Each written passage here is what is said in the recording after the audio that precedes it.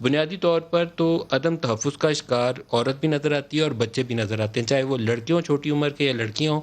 Rape ہو رہا ہے اور مرڈر ہو رہا ہے ہر ایک کیس کے اندر. کوئی غریب ہے، وہ نسیم بھی لیبرر ہے، اس کے ساتھ بھی یہی ہوا، اس کا 1.5 سال کا بچہ اس کو بھی مار دیا. اور یہ اچھے گھرانے کے فیملی سے دونوں تعلق رکھتے تھے، اس میں بھی یہی واقعہ.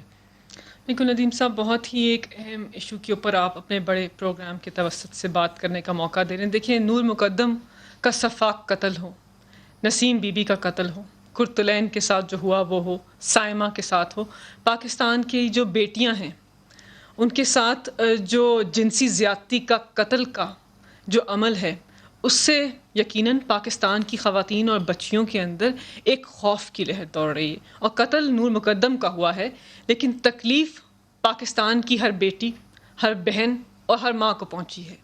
میں ایک خاتون ممبران پارلیمنٹ ہوں اور میرا دل ہل گیا جب اس قتل کی تفصیلات میرے سامنے آئیں، تو مجھے بہت تکلیف ہوئی اور میرا دل ہل گیا کہ ہمارے معاشرے کے اندر ایسے سفاک قاتل موجود ہیں. ہماری بچیاں جو ہیں وہ شاید محفوظ نہیں ہیں پورے طریقے سے. یہ بات نہیں ہے کہ ریاست ان کو محفوظ کرنے کی کوشش نہیں کر رہی. حالیہ ہم نے بہترین اینٹی ریپ لا پاس کیا ہے